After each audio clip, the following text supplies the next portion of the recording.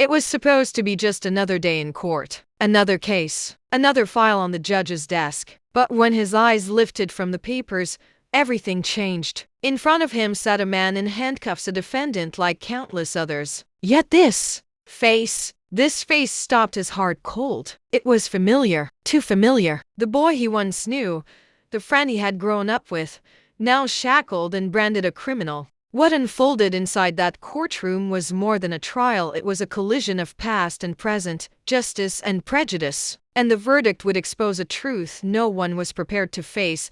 The courthouse was alive with the hum of routine. Lawyers juggled folders, clerks typed furiously, and nervous families whispered in hushed tones. To the outside world, this was just another morning. But for Marcus Hayes, it was the morning his life would be placed on trial, not just his name. At T36, Marcus had become an expert at surviving in the shadows. He wasn't famous, he wasn't rich, and he wasn't dangerous, not in the way society liked to pretend. He was a man who worked odd jobs, who carried groceries for his elderly mother, who fixed cars for neighbors when they couldn't afford. The mechanic. To those who truly knew him, Marcus was dependable, quiet, steady. But to the system, he was a file with a record attached, a single mistake from his teenage years that clung to him like a curse he could never shake.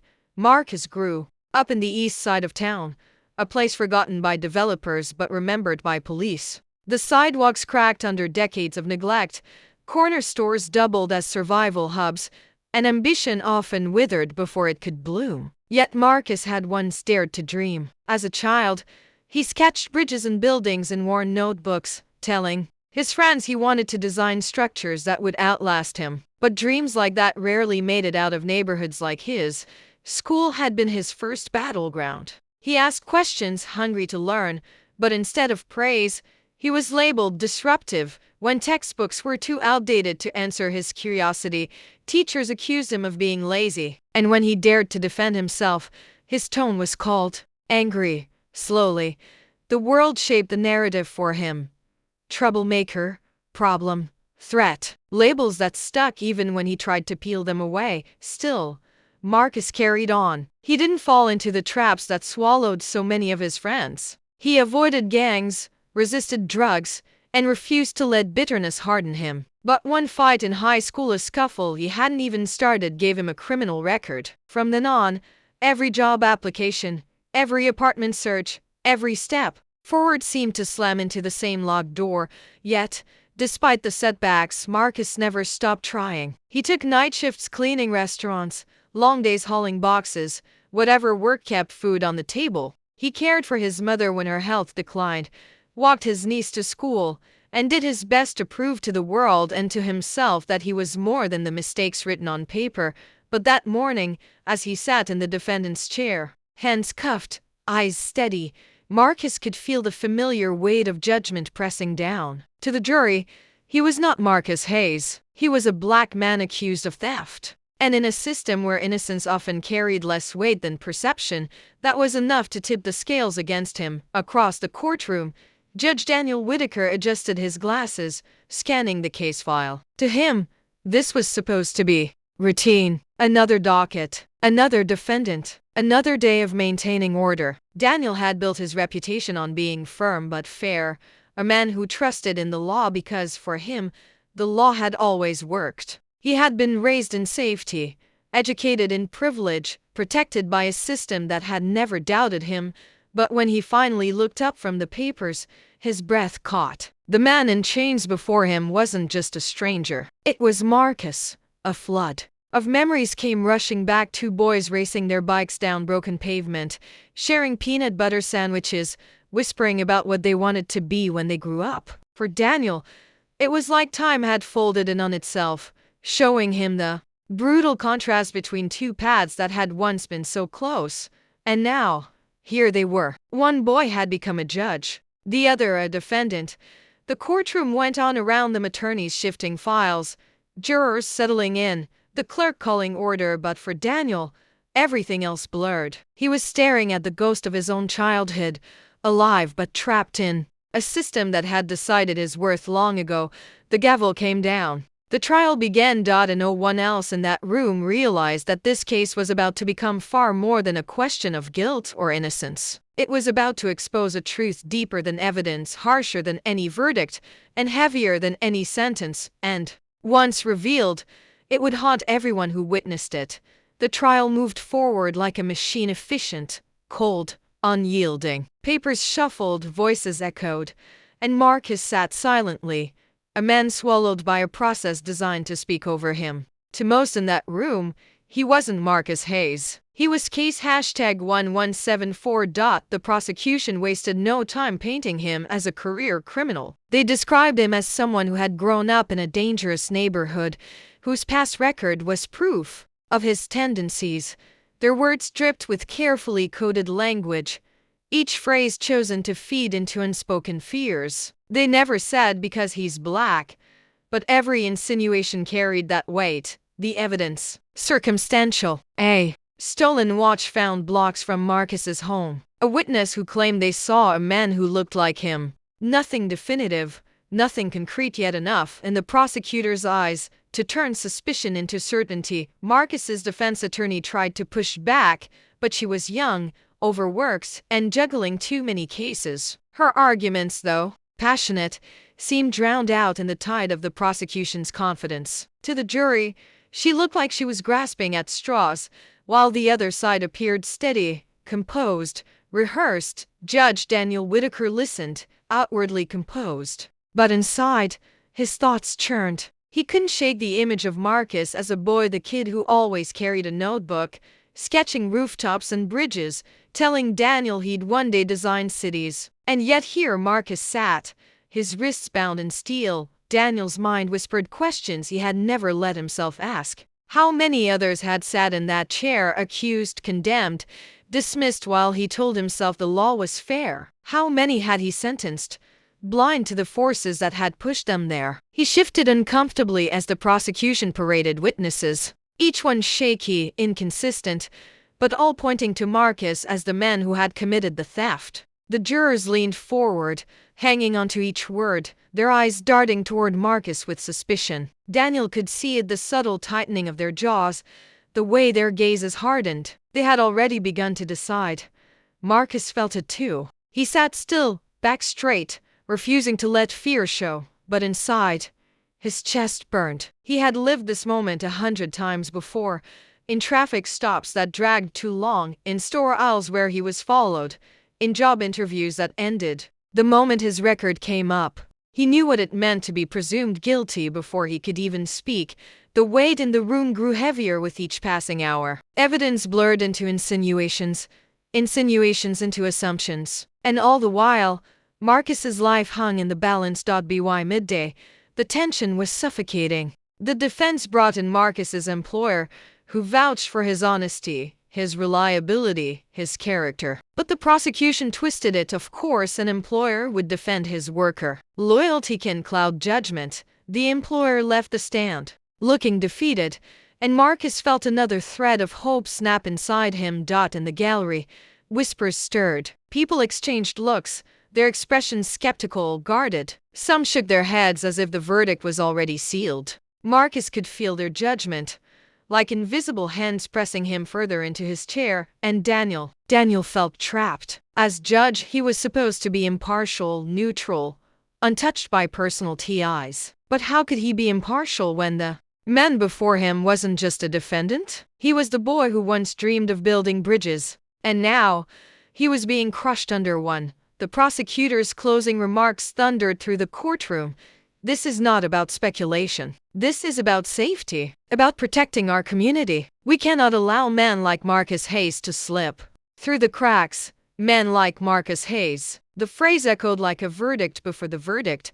The defense tried to respond, but the jury's eyes were glazed with certainty. The decision felt inevitable. As the judge prepared to dismiss for deliberation, he glanced once more at Marcus. For a brief second, their eyes met. Daniel saw not a criminal, not a case file, but the boy he once raced down cracked sidewalks with, the boy who still existed beneath the weight of prejudice and time. And in that silent exchange, a storm brewed, Because Daniel knew something the jury didn't, something that could unravel everything.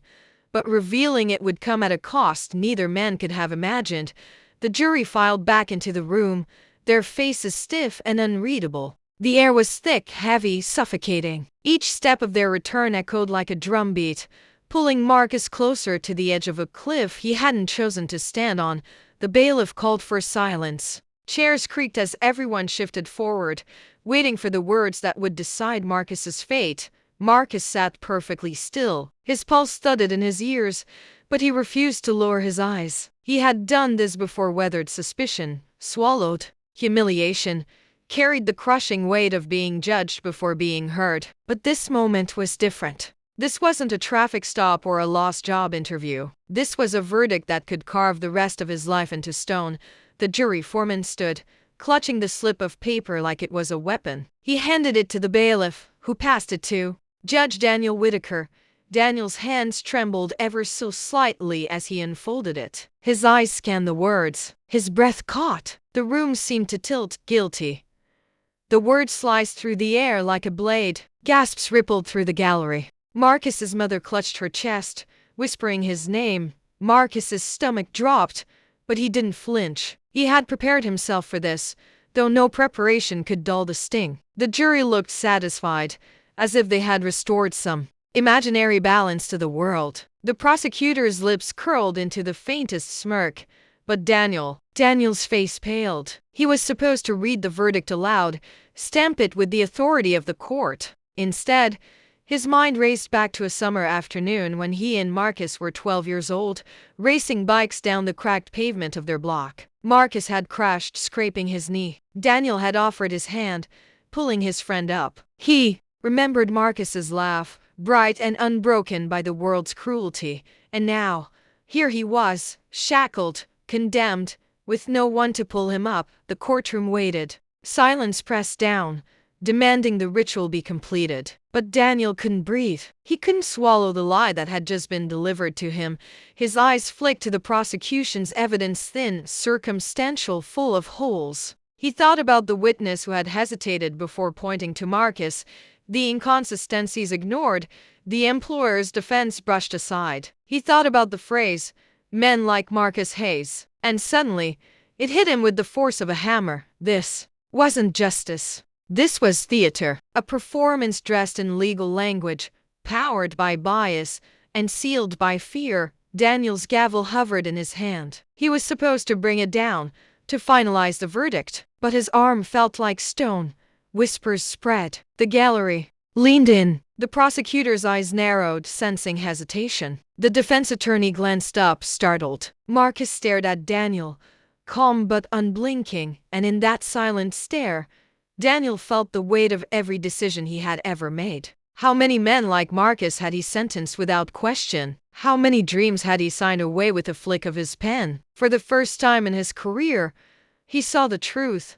The law wasn't blind. It saw everything: color, class, poverty, and it punished accordingly. The bailiff shifted impatiently. "Your Honor?" Daniel's heart pounded. This was the line. If he crossed it, he would tear open a wound the system wanted to keep hidden. If he stayed silent, Marcus's life would be swallowed like so many before him. His hand shook as he gripped the gavel. Then, slowly, he set it down. The room gasped. Daniel's voice cracked, but it was steady enough to carry. "This court cannot, in good conscience, accept this verdict." Chaos erupted. The prosecutor shot to his feet, shouting objections. The jury looked stunned, mouths open in disbelief. The gallery exploded with whispers, shouts, cries. Marcus's chest tightened. He didn't know whether to believe it, whether to trust that, for once, someone inside the system might actually see him. Daniel continued, louder now, his voice trembling with conviction. "This case is built on prejudice, not proof. The evidence presented does not meet the standard of justice, and I will not allow this court to become complicit in condemning an innocent man." The gavel slammed, not to finalize, but to resist, and in that moment, the courtroom was no longer just a room. It was a battlefield. Marcus's life hung on the edge, suspended between freedom and ruin. The system had drawn its line, and Daniel had dared to cross it. But as the echoes of the gavel faded, one question burned hotter than all the rest.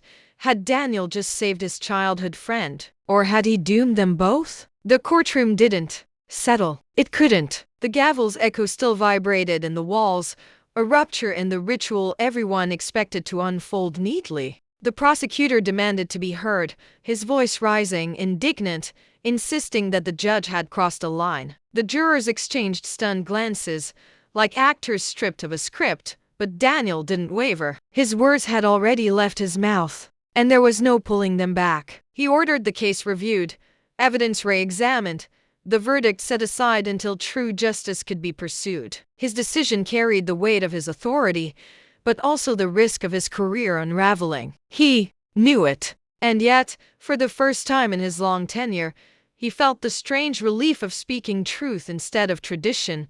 Marcus sat in silence, his heart thundering. He wanted to believe this moment meant freedom, but years of being broken down by a system designed to cage him made hope feel dangerous. He kept his head high, refusing to let tears betray the storm inside him. Still, a flicker burned. For once, someone in power had refused to look away.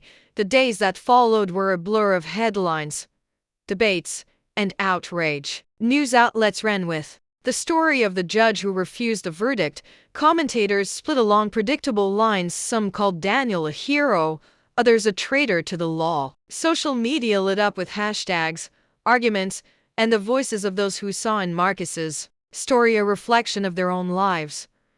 Daniel faced inquiries, disciplinary hearings, threats from colleagues who saw him as reckless. His reputation, once spotless, was now stained with controversy. But he didn't regret it. Not when he looked back at the faces he had sentenced in the past, realizing how many might have been another Marcus. The cost of silence was no longer one he was willing to bear. For Marcus, the fight wasn't over. He still had to endure another review, still had to wait in a cell while the system decided if it would correct its own mistake. But something had shifted. People were watching. His name wasn't just a docket number anymore. His story carried weight beyond the walls of the courthouse. And that weight pressed on the conscience of a nation that liked to pretend its justice was blind.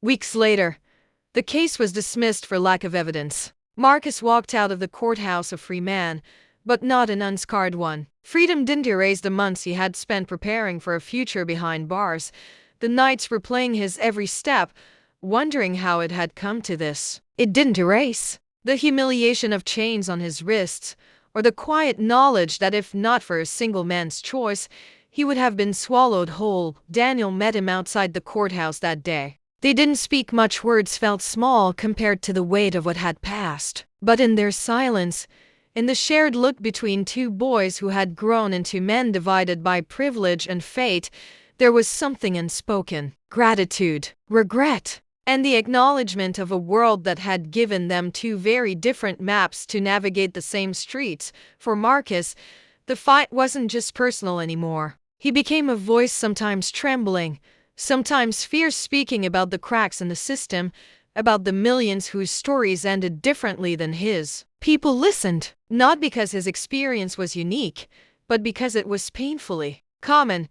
And for Daniel, the cost continued. His career never fully recovered. The whispers followed him, the colleagues distanced themselves, the invitations to elite circles stopped coming. But he carried something heavier than reputation now: clarity. He had seen the truth too closely to ever unsee it. And that truth demanded a question he couldn't escape: how many more? How many more Marcuses would sit in chains, branded guilty before evidence even touched a table? How many more would be crushed under verdicts shaped by fear, bias, and silence? How many would never have a friend on the bench to stop the machine from grinding them down? The story didn't end with one man freed. It lingered in the echoes of every courtroom, in the whispers of every family waiting for a verdict, in the lives already written off before they could begin.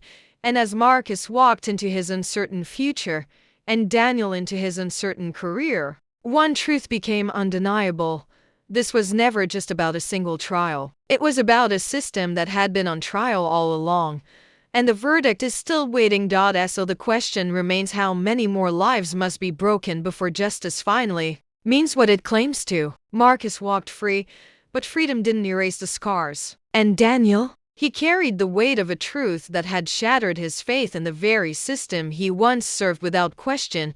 Their story is one of chance, a rare moment when the machine hesitated, when a single person refused to look away. But for every Marcus, how many others never get that chance? How many sit behind bars right now, condemned not by evidence but by perception, by the color of their skin, by the silence of those who could have spoken? This wasn't just one case. It wasn't just one courtroom. It was a mirror held up to all of us. And the reflection isn't easy to face.